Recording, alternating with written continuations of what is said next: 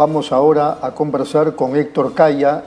Él es secretario de Organización de la Federación de Trabajadores en Construcción Civil del Perú.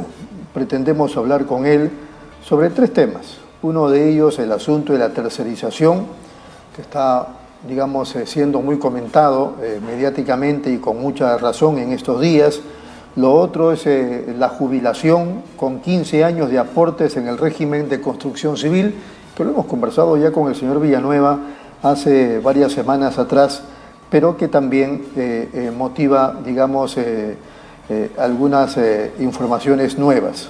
¿Cuáles son los beneficios de esta ley? Es una de ellas, por ejemplo, ¿no?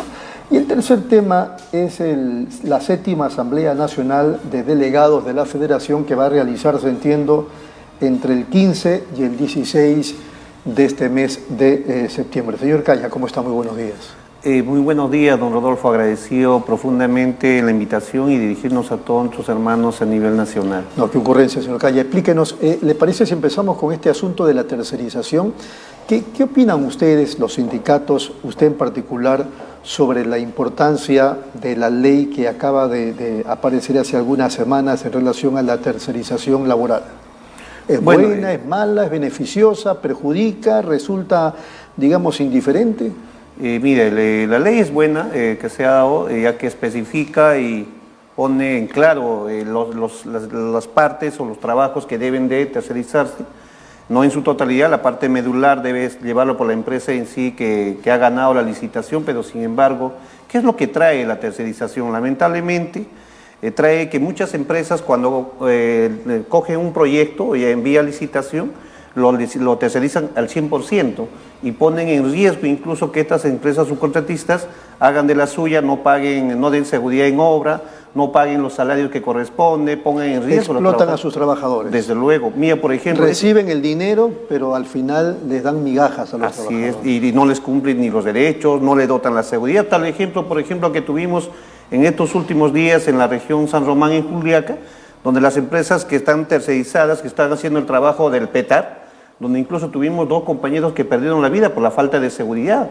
Entonces, nosotros por eso es que no estamos de acuerdo. Hay partes de la construcción que sí se puede tranquilamente entrar entre las empresas subcontratistas, pero no la parte medular. Por eso es que nosotros estamos de acuerdo con esta ley, pero sin embargo hay sectores que están en contra de en contra de esta ley, ¿no? Pero sin embargo... En realidad no se habla de la tercerización del trabajador, sino la tercerización de la empresa. Así es. ¿No es cierto? Y entonces la empresa, lógicamente, pues la empresa no desarrolla su labor por sí sola, tiene que contratar a los trabajadores de esa empresa para que cumplan un determinado trabajo. Específicas labores. Y así eso han venido haciendo. Las empresas que sí realmente han venido respetando de la parte medular, sí han venido haciendo y no tenemos ningún problema. No hay problema. Sí, algunas otras que siempre le saquen la vuelta a la ley, le sacan la vuelta a todo, simplemente a veces incurren en estos hechos y ponen en riesgo la vida de los trabajadores, del cual nosotros rechazamos desde todos los ámbitos a este tipo de actitudes de estos malos empresarios, ¿no?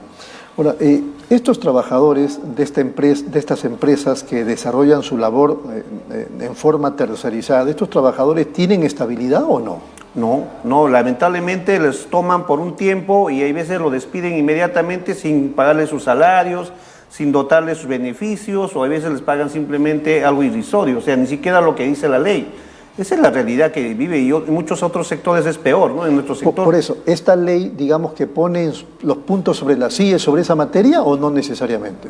No, esto sí aclara que la parte medular de la obra, por ejemplo, en nuestro sector de la construcción, no se terceriza, sino hay partes adyacentes que sí se puede tercerizar y eso está bien, ¿no? Porque todo trabajo no lo va a hacer la misma empresa, sino también tiene que hacer por terceros. Entonces, ahí sí funciona la ley y por eso nosotros estuvimos de acuerdo con esta ley, ¿no? Ahora, ¿la ley habla de la situación laboral o solamente de las empresas? No, solo de las empresas, también de alguna forma cubre el tema laboral, ¿no? Y el cual nosotros somos parte de ello, ¿no? Por ejemplo, ¿obliga que la empresa le dé estabilidad a sus trabajadores? Bueno, en el sector... No necesariamente. No necesariamente, pero nuestro sector por lo menos le garantiza que le cumplan de acuerdo a la ley, ¿no? Y que la parte medular, reitero, de la empresa se cumpla como debe ser, como ya está hecho en el contrato, ¿no? Primogénito. En la tercerización se contempla que el trabajador no pueda hacer, digamos, solamente alguien pasible de una orden de servicios o de un recibo por honorario, sino que tiene que estar nombrado o en una lista de planilla? En la tercerización, por lo menos en las partes adyacentes, es que por lo menos se le cumpla con los derechos básicos que el trabajador debe percibirlo, ¿no? O sea, sí se garantizan derechos, pero en la práctica eso no ocurre. No, en la práctica es otra realidad, es una realidad bien caótica donde prácticamente las empresas que sacan a la vuelta la ley pues hacen de las suyas, y a eso se pide siempre la participación, la presencia de la SUNAFIL, la presencia del Ministerio de Trabajo, para que ponga orden en ello. ¿Y el Ministerio de Trabajo se da abasto para atender esos casos? No, lamentablemente tienen poco personal y siempre es permanente lo que hacen llegar tanto a la SUNAFIL, que no alcanzan con el personal suficiente para poder cubrir todas las visitas inspectivas que debe hacerse a todos los proyectos y a nivel nacional. Esa es la queja permanente y es real. ¿Qué expectativa tienen ustedes con el señor Salas como nuevo ministro de Trabajo? Bueno, mira, a todos los ministros y a los que han pasado y al nuevo ministro es que por lo menos se aboque a su labor y haga realmente cumplir los derechos laborales a nivel del país y no solamente aquí en la ciudad de Lima, porque es más caótico en las regiones, porque incluso como ellos dependen del gobierno regional, ahí es más preocupante la situación, incluso desconocen algunas leyes, no hacen cumplir los derechos laborales, la SUNAFIL hace la intervención, pasa el tiempo, simplemente se le sanciona, el trabajador sigue abandonado a su suerte, no se le paga el salario, hay veces la empresa prefiere pagar la multa y no pagar al trabajador lo que le corresponde, no dotarle de la seguridad, o sea, es una realidad bien preocupante a nivel nacional. Justamente ese tema es que lo vamos a tocar en esta asamblea, ya que tenemos que evaluar en qué se ha avanzado a nivel nacional. Y peor, las municipalidades, los gobiernos regionales son entidades públicas quienes incumplen el tema de seguridad, incumplen salarios. Ellos creen que ellos pueden pagar el salario que ellos les dé la gana cuando la norma es para todos por igual, es una sola, igual trabajo, igual remuneración, pero eso no se aplica en la práctica. Entonces esa es una realidad que el Ministerio de Trabajo tiene que verlo exhaustivamente y esperando pues que este ministro haga eso, ¿no? El otro tema que queríamos tocar con ustedes es sobre la jubilación con 15 años de aportes. He sido testigo, como seguramente mucha gente, de cómo ustedes han perseguido el tema en el Congreso de la República, lo han estado promoviendo y exigiendo en algunos casos. Finalmente, no sé si por cansancio, el Congreso trató el tema en comisiones, después en el Pleno, y finalmente se convirtió, digamos, en un proyecto que iba ya a parar al despacho del presidente de la República para su promulgación. El presidente ha promulgado ya la ley 31550. ¿Cuáles son los beneficios de esta jubilación, no sé si cabe el término, adelantada, de 15 años de aportes para los trabajadores de construcción civil? Mire, esta ley para nosotros ya lo teníamos el año 1982, una ley de acuerdo a la realidad que nosotros tenemos. Nosotros los obreros de construcción civil lamentablemente somos eventuales. ¿Eventuales en qué forma? Al año podemos trabajar 1 mes, 2 meses, 3 meses, excepciones, o a veces por suerte podemos trabajar 7 meses al año, y así otros años a veces no trabajamos. Esa es una realidad. Entonces acumulamos a la cantidad de la ley actual que estaba vigente todavía, es que no llegábamos a jubilarnos. Por eso es que se hace una excepción en el tema de la eventualidad, y la labor que realizamos nosotros es que sea el aporte de 15 años y 55 años de edad. Eso es lo que hemos venido peleando y se logró en el año 1982, pero en la dictadura del fujimorismo pues nos trajeron abajo, y hoy después de 30 años, nuevamente con un trabajo exhaustivo, con un diálogo permanente con todos los congresistas, nuestras bases igualmente han conversado con cada congresista, es que recién lo recuperamos la ley, una votación de 120 congresistas y de la misma forma la promulgación del gobierno. Entonces, incluso un trabajo de ellos. ¿Cuándo fue promulgado por el presidente? Hace días, me parece. Así es, en el mes de agosto, el 10 de agosto exactamente se ha promulgado, en el cual se saluda, pero sin embargo en esta etapa estamos en la etapa de reglamentación. Muy bien, antes de hablar del tema de la reglamentación, tenemos que ir un ratito a la pausa, ¿le parece, señor Caya? Y regresamos para continuar hablando con el secretario de Organización de la Federación de Trabajadores en Construcción Civil del Perú. Regresamos. Muy bien, estamos hablando con Héctor Caya, secretario de Organización de la Federación de Trabajadores en Construcción Civil del Perú. El asunto que estábamos tratando antes de la pausa es este asunto de la jubilación para los trabajadores en construcción civil, que lógicamente no puede ser la misma que la jubilación, por ejemplo, de un maestro, ¿no es verdad? Son situaciones distintas. Lo del maestro es intelectual, lo de los trabajadores en construcción civil es físico. el tema de ir de un lado para otro, cargar bolsas de cemento que a veces tienen más allá del peso, digamos, reglamentario o humano, si cabe el término. Y entonces este era un derecho que ya ellos habían adquirido y que lamentablemente, si mal no recuerdo, el fujimorismo lo quitó, pero lo acaban de recuperar. Han tenido que promoverlo desde el Congreso, los propios dirigentes, trabajadores de construcción civil.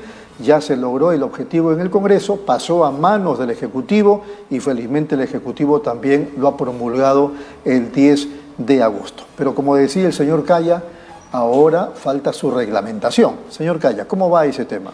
Sí, nosotros un poco para ya ampliar, por ejemplo, cuál es la realidad en el tema de la jubilación. Mira, del 2019 y 2020, 200 compañeros han solicitado su jubilación y les han denegado, por el simple hecho que no alcanzan a la cantidad. Hoy con esta ley ya es otra realidad. Así es. Estamos avanzando en el tema de reglamentación, esperando que el gobierno la promulgue pronto.